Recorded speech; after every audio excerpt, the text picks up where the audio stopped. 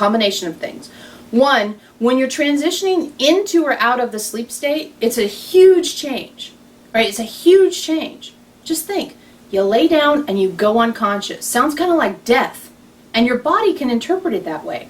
And when you come back out of it, it can feel like, oh God, I'm in this thing again, this body again, I'm doing this lifetime again, that's hard. Why did I ever come to this earth place in the first place?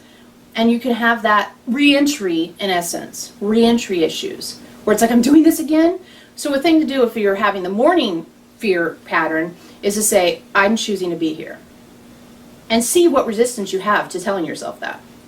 Because the truth is you are, but you have resistance to that fact. Because this pattern is very strong, typically. If you're having the morning re-entry issues, this pattern up here, you feel like I have a trigger, I go straight into this, and there's nothing that can happen here but just static, static, static. Whereas if you go bloop, bloop, bloop, bloop, bloop, life feels like there's a lot more options, right?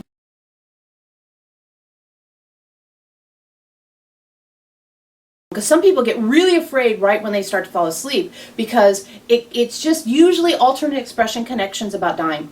Because it's like that surrender place. And what we always suggest is you just run through it in your head, and it's okay to do this. Is the door locked? Is the cat in or the dog out? Or whatever you do in the nighttime.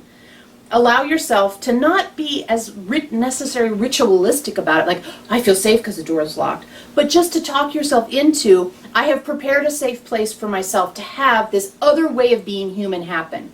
Because the awake human, the asleep human, could you talk about two totally different things or what?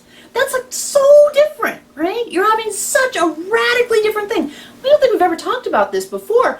How radically different is that? A sleep human and awake human? Crazy different.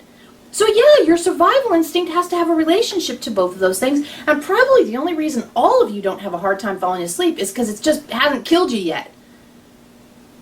So you've turned down the dial on how loud that has to scream. But how many lifetimes have you had where you got killed in your sleep? You know, it's a good time for the neighboring camp to come and raid you, right? So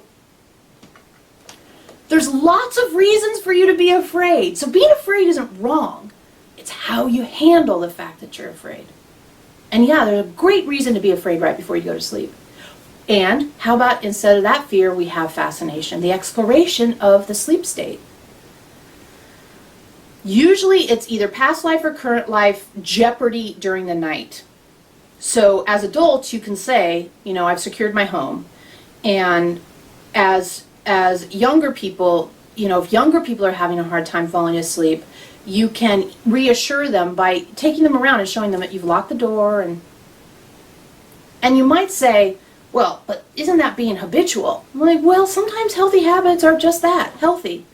And showing a little kid that the front door's locked, if that helps them calm that part of their survival instinct that says, nighttime's dangerous time.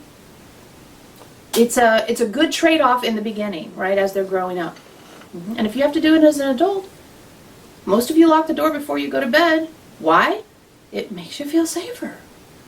It's not wrong to seek safety. It's wrong to think that well, we shouldn't say wrong. It's difficult to think that the only way you're going to feel good about being human is if you're safe all the time, because that's impossible. It's a jeopardy just walking into the bathroom. So you have to be really careful that you don't crank this up to, I only feel safe if. It's, this thing helps me feel a little safer. I'm going to do that. You know, you put those things in the bathtub that grip your feet a little. It's prudent. It's just prudent. There's a difference between prudence and habitual.